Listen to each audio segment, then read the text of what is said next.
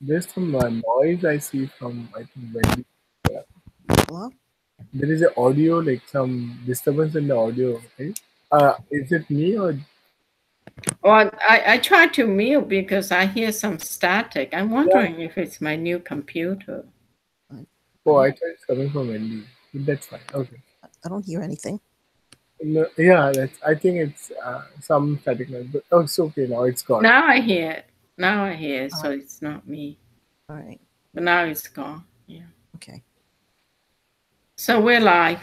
All Yeah. right. All right. Good morning, friends. Welcome to our uh, weekly read and discussion. We are reading the book Fast and Slow. We are reading the summary for the book Fast Thinking and Slow Thinking by Daniel uh, Kahneman. We are on chapter 25. Uh,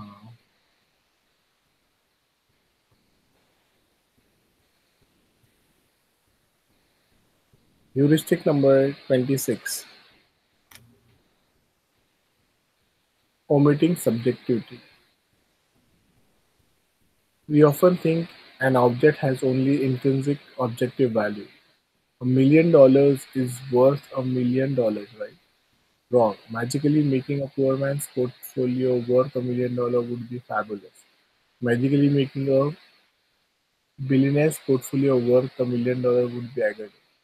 One gained, the other lost. Economics have erred by failing to consider a person's psychological state regarding value, race, anxiety, or happiness. 18th century economist Bernoulli thought money had utility, fixed worth, but he failed to consider a person's reference point, potential for error, making decisions on pure logic without considering psychological states. Theory induced blindness. Once you have accepted a theory and used it as a tool in your thinking, it is extraordinarily difficult to notice its flaws. If you come upon an observation that does not seem to fit the model, you assume that there must be a perfectly good explanation that you are somehow missing. When the blinders fall off the previously believed error seemed absurd, and the real breakthrough occurs when you can't remember why didn't why you didn't see the obvious. Potential for error, clinging to old paradigms that have outlived their validity. Chapter 26, Prospect Theory. Kahneman's claims to fame is prospect theory, for which he won the Nobel Prize in economics. Economics Economists used to believe that the value of money was the sole determinant in explaining why people buy, spend, and gamble the way they do. Prospect theory changed then by claiming three things. The value of money is less important than the subjective experience of changes in one's wealth. In other words, the loss or gain of $500 is psychologically positive or negative depending on the reference point, how much money one already has. We experience diminished sensitivity to changes in wealth. Losing $100 hurts more if you start with $200 than if you start with 1,000. And three, we are loath to lose money. Heuristic 28, loss aversion. You just like winning and dislike losing, and you almost certainly dislike losing more than you like winning. System 1 thinks compares the psychological belief of gain with the psychological cost of loss and the fear of loss usually. Potential for error, passing by a sure win is in order to avoid what we think might be personal loss, even when the odds are in favor of it. I'll stop here. You want to go next, Julie? Okay. Chapter 27, the endowment effect. Heuristic 29, the endowment effect. An object we own and use is more valuable to us than an object we don't own and don't use. Such objects are endowed with significance and we are unwilling to part with them for two reasons. We hate loss and has a history with us. Thus, we don't sell a beloved useful object unless a buyer offers significant payment. Objects we don't like or use sell for less, or we even give them away. Potential for error, clinging to objects for sentimental reasons at a considerable loss of income. Chapter 28, Bad Event, Heuristic number 30, Loss Aversion. People will work harder to avoid losses than to achieve gain. Golfers putt for par to avoid bogeys, losing points for going over par, than for birdies, gaining points by putting under par. Contract negotiations start when one party feels they're making more concessions than the disputants. People will work harder to avoid pain than to achieve pleasure. Even animals fight more fiercely to maintain territory than to increase territory. Potential for error, underestimating our own and others' attitudes toward gain and loss. They are asymmetrical. Chapter 29, the fourfold pattern. Heuristic number 31, the possibility effect. When highly likely outcomes are weighted disproportionately more than they deserve, we commit the possibility effect heuristics. Think of buying lottery tickets. Heuristic number 32, the certainty effect. Outcomes that are almost certain are given less weight than their probability justifies. Think of lawyers who offer a less than perfect settlement before the trial, which could result in an almost certain victory. Heuristic number 33, the expectation principle. The two heuristics above have this in common. Decisions weights that people assign to outcomes are not identical to the probability of these outcomes, contrary to the expectations principle. So high probability, there's a matrix of low probability, gains against gains and losses. This means that people attach value to gains and losses rather than wealth, and decision weights assigned to outcomes are different from probabilities. The fourfold pattern of preferences accounts for this potential for error. One, people risk averse. People are risk averse when they look for prospects of a large gain. They're locking a sure gain and accept less than expected value of the gamble. When the result is extremely large, such as a lottery ticket, the buyer is indifferent to the fact that the chances of winning is extremely small. Without the ticket, they cannot win, but with the ticket, they can at least dream. Number three, this explains why people buy insurance. We're paying insurance because we're buying protection and peace of mind. Number four, this explains why people take desperate gambles. They accept a high probability of just making things worse for the chance of a slight ray of hope of avoiding the loss they're facing. This type of risk can just turn a bad situation into a disaster. Let's see. One more. Chapter 30, Rare Events, Heuristic number 34, Overestimating the likelihood of rare events. It makes more sense to pay attention to things that are likely to happen, rain tomorrow, than about things that unlikely happen. Terrorist attacks, asteroids, terminal illness, floods, and landslides. We tend to overestimate the probability of an unlikely event, and we tend to overweight the unlikely event in our decision. These heuristics join forces with the availability cascade, number 13, and cognitive E, number 12, number 2 heuristics above. We're more likely to choose the alternative in a decision, which is described with explicit vividness, repetition, and relative frequency versus how likely. Potential for errors succumbing to fearmongers who manipulate data in the favor of their cause. Okay, I'll stop here. Chapter 31, Risk Policies. Heuristic number 35, Thinking Narrowly. Most of us are so risk adverse that we avoid all gambles. This is wrong, says Kahneman, since some gambles are clearly on our side, and by avoiding them, we lose money. One way to decrease risk aversion is to think broadly, looking at the aggregate wins over many small gambles. Thinking narrowly, looking only at short term losses, paralyzes us. But thinking broadly is not intuitive. It's a system 2 task that takes work. We therefore are wired by system 1 to think irrationally, economically, saying no to easy money. The limit of human rationality is so stark.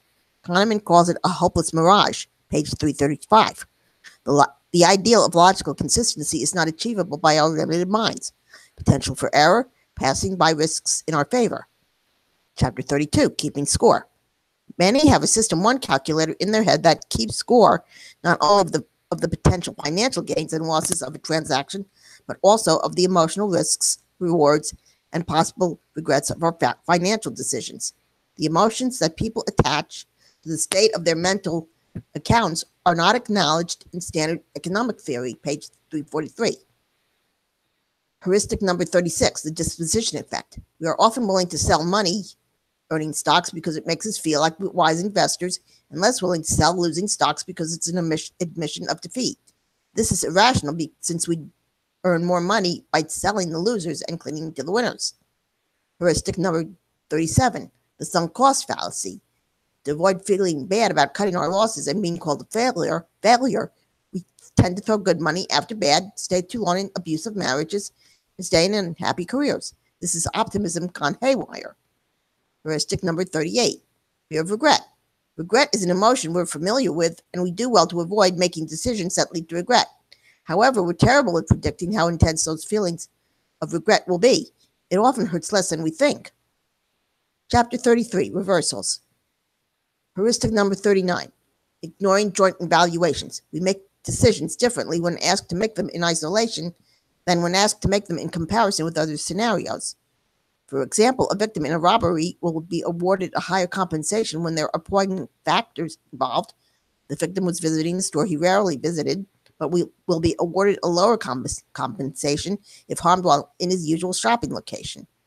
When locations are compared, joint evaluation, we realize the victim's location is insignificant and we reverse our original compensation amount.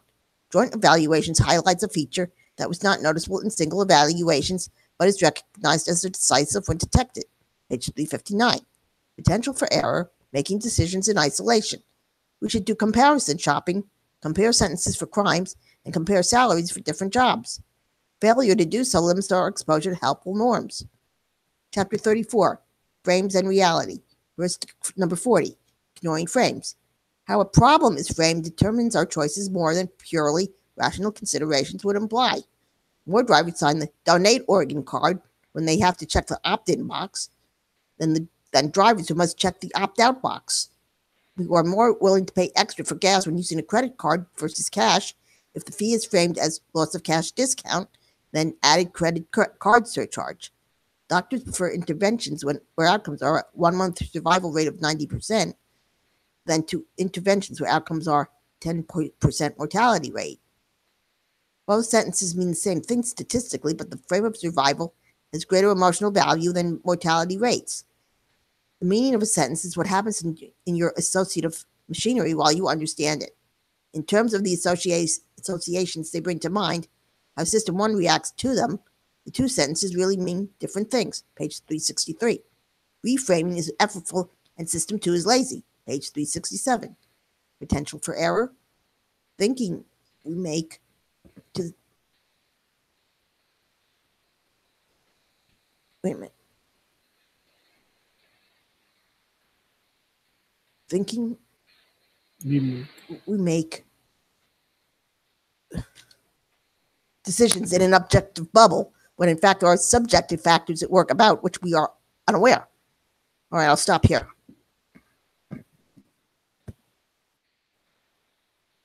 Can I finish the last part? Actually, it's just one page down. What do you think, Julie? Or Wendy? Yeah, I was thinking we could finish. There's only a little bit left to go, so Yeah. Okay. Should I start then? go ahead. Part 5. Two selves. Chapter 35, Two Selves.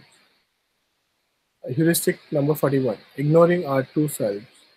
We are having an experiencing self and remembering self. The little usually takes precedence over the family.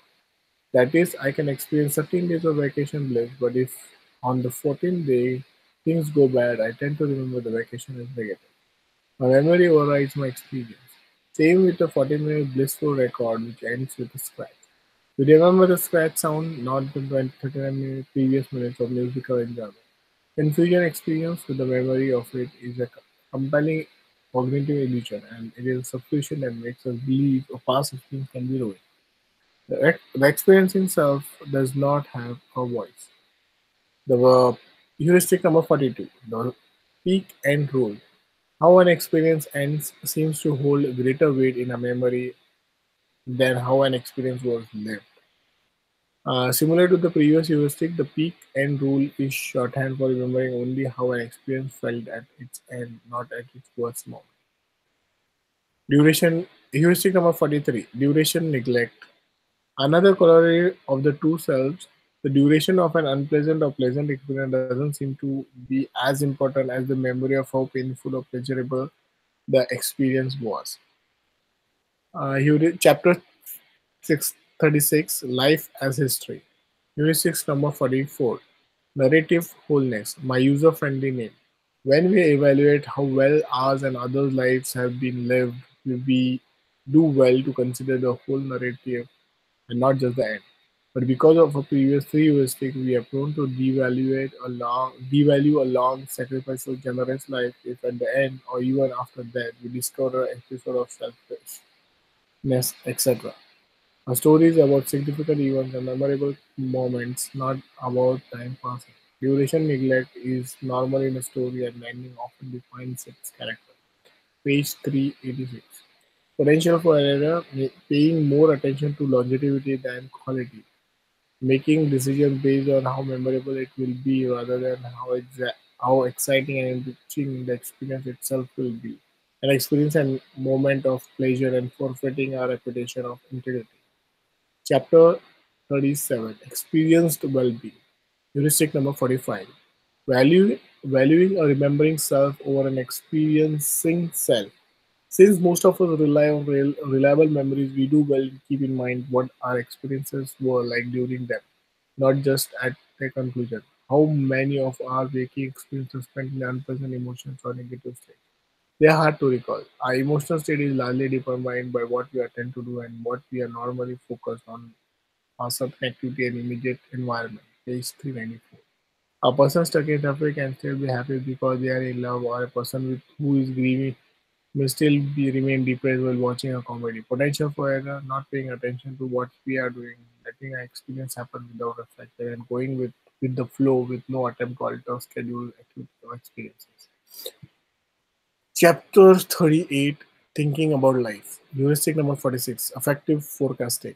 When factors lead to a happier life duration or experiences, which factors leads to a happier life duration or experiences?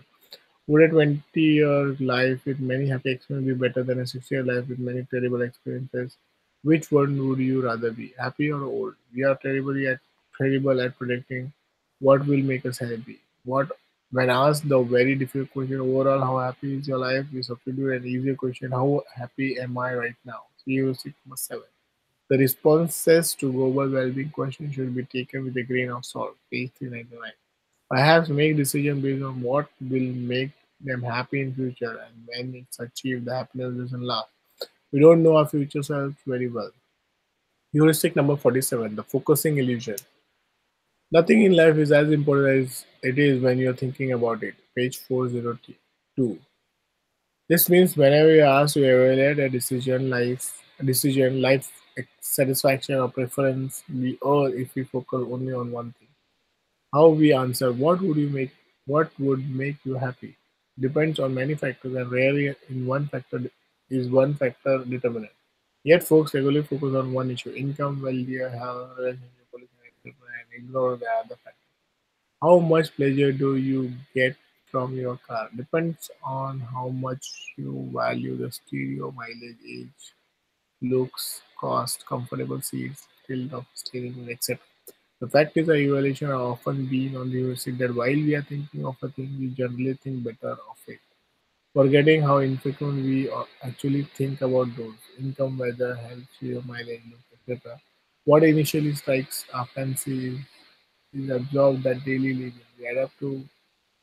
We adapt, we accumulate, we experience the initial pleasure less intensely as time processes. So, the remembering self is subject to a massive illusion, focusing illusion about the life that the experiencing self endures quite comfortably.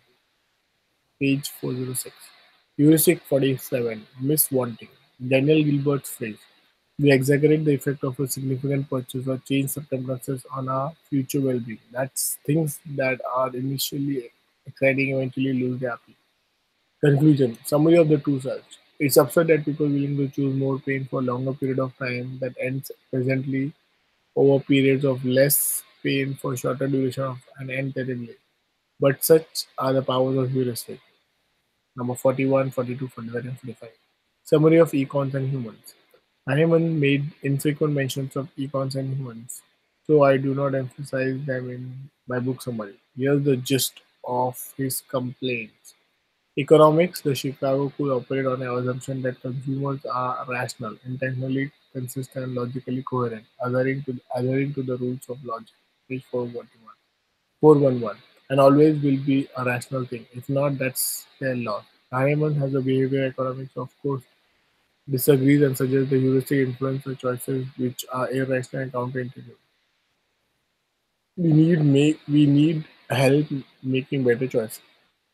The Chicago School are libertarians who want government to keep out of the way and let people make their own choices, good or bad, provided they don't hurt others. Economic behaviorists suggest giving people a nudge in sometimes necessary, regulation, writing clear contracts, trust in advertising, etc.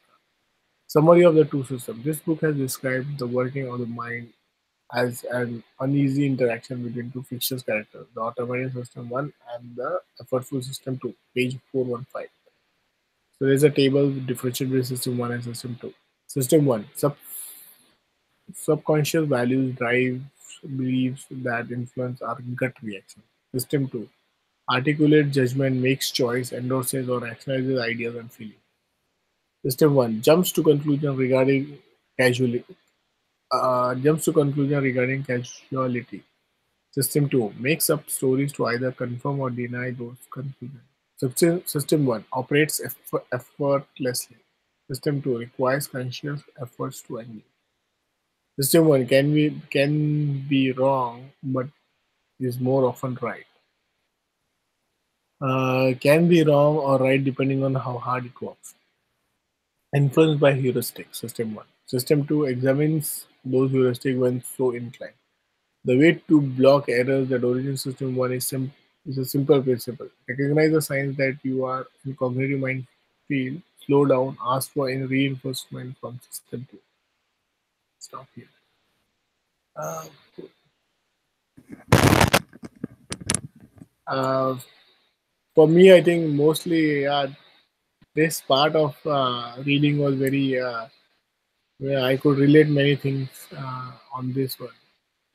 Definitely the gain loss, for example, yeah, I'm also in that same bucket that instead of like kind of minimize loss versus maximize gain uh, uh, strategy. So definitely uh, I could relate few stuff from here. Then one of the thing was like the if you like if you have something or if you want something you will have it, you will enjoy it, and then you get used to the things like typical materialistic mind, uh, and this happens to me as well. So buying a lot of shoes and then keeping them, and I don't even wear them for like 6 months. So typical uh, typical thing that happened with me. So yeah, and I like the second, like the conclusion part of it, where system one and system two comparison, but how to make a like proper decision. Like he says that yeah, whatever decision you take, you have to assume that you will be in some kind of mindset. Uh, some heuristic will play into picture. So spend more time in thinking that okay, I have taken this decision based on this heuristic. Just being cognizant about it. So that's my take on this. Come on. When did you want to go next? Um, for me, it's you know, quality is more important than quantity, kind of thing. You shouldn't get so worked up about you know how long we're going to be around because we don't have really have. Well, I guess we have some control over it. We take care of ourselves, right? But Right. it's more important to you know do things that give you pleasure. Mm, Don't do things that are going to make you miserable because then you're going to make other people miserable. In the process, mm, at least possibly. So it's you know I want to accomplish as much as I can. Positive. I want to accomplish as many positive things as possible. That's the point. mm, Yeah. That's why I do all the reading and studying that I do, and exercise and that kind of thing. mm, Being the best that I can be, in spite of the medical problems that I have. mm. That's it.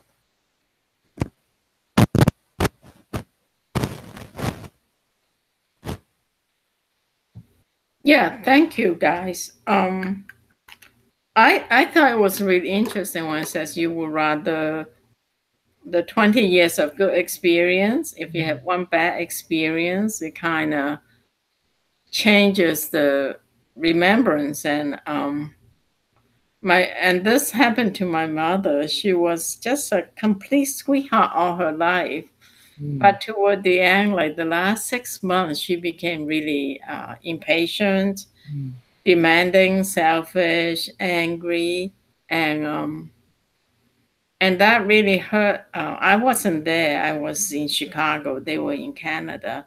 That mm, really hurt my sisters, and despite her life, yeah. um, it was almost like, well, maybe she wasn't really her true self until the end, kind of thing. So this kind of puts a reflection on that, and yeah, this idea of fear of loss Mm, and wanting gain, and then a little bit of money to have a big gain, even if the odds are really small. You can see that the whole lottery system is based on that, you know. And also, when I worked at the options exchange, I was told 90% of the people don't make money. oh. Only 10% make money, and they're usually professionals. And Mm, yet, I still put money in the options, and I lost a bunch of money.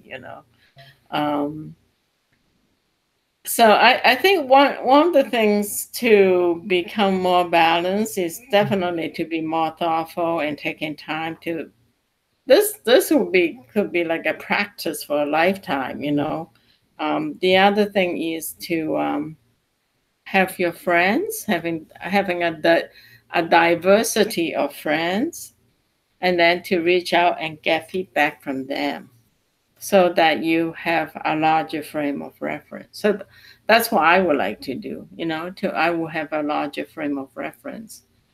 And I think meditation is very interesting because meditation kind of shifts things from system one to system mm, two because you're more aware of whatever's going on, so you can put in an interrupt. Naturally things will slow down for mm. us, and so I really like this. Yeah. I thought this was a great reading. So Mm. thank you guys. It was great. Thank you. Thanks to you, Julie, for the summary. Quite a bit detailed summary of uh, all the things, like getting.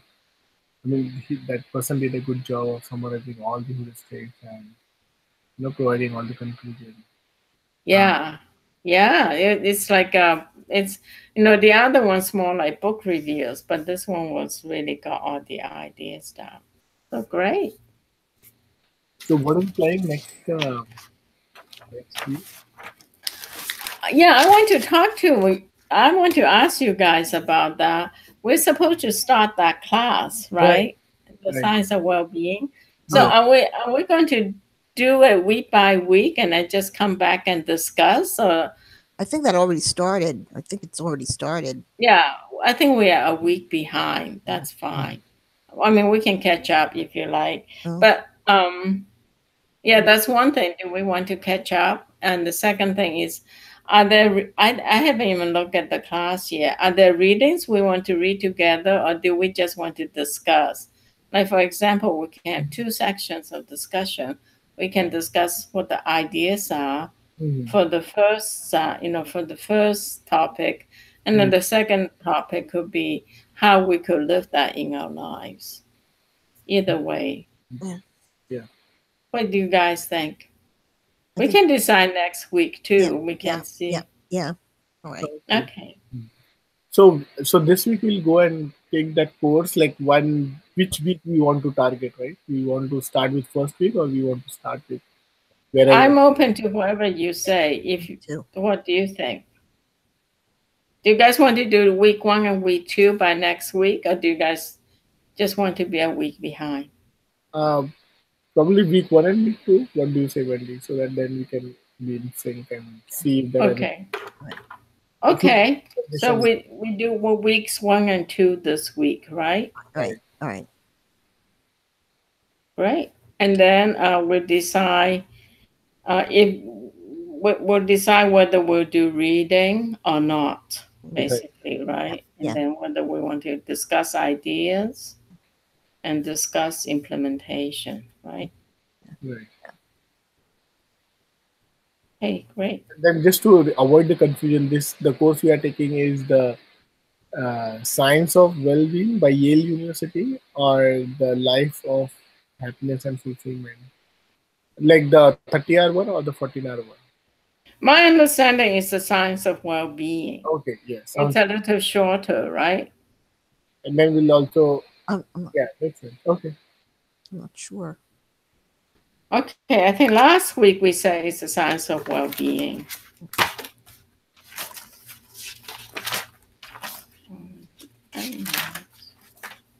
Yeah, the science of well-being that starts on July 23rd. Okay. That was last week. Mhm. Is that okay? Yeah. Yeah, If it's not good, just send us an email, whoever, and right. then we'll just catch up, okay? Sounds good. Okay. All right. Commitments, right? Yeah. Yeah, for me. Right. So definitely for me, this I have to go to gym. That's been pending for 2 weeks now. Um, then I'll continue playing with the cricket. So I think after this call, I'll probably heading to cricket. Um, then from hopefully the work side is better coming week. I'll spend some time on listening to some technical books. Then we got bunch of so this is like for my kid. We got some books from friends. They were like used books and quite a good bit stories and stuff. So my plan is like this week need to get some reading done and some maths done for him. Uh, we are thinking like probably we'll put like we want him to go to this gifted school program, right? So he, being doing some research on which classes are good. Like for example, he already goes to Kumon, but there are other people who are saying to try this, try that, which is best in class and few things. So we'll do some research on that. So that's from my side. And you're signing him up for some physical stuff outdoors too, right? Like, Yeah, yeah. yeah, that's great. Okay. Wendy, do you want to go next, or do you want me to go I'll, next? I'll go next. Okay. Well, I have to go to the doctor this Wednesday. Getting my hair cut Friday. Other than that, just yoga. I've got coloring this coming Monday. And yoga on Thursday. And I think that's it. So I'm going to continue my relationship practice to be nice, etc., etc., especially with help. I'm going to work on my book, and I'm ready to conclude the experiment and make recommendations for the peer mentoring project, for micro mentors peer mentoring project. And meeting Suzanne to help her with her business vision. That's it. Sounds good. Oh, of course, the usual exercise Mhm. daily. Thank you. Okay, sounds good then. Catch you all next weekend then. Next. Yep. Thank Okay, thanks, Atu. Thanks, Wendy. Thank you. you. Bye bye.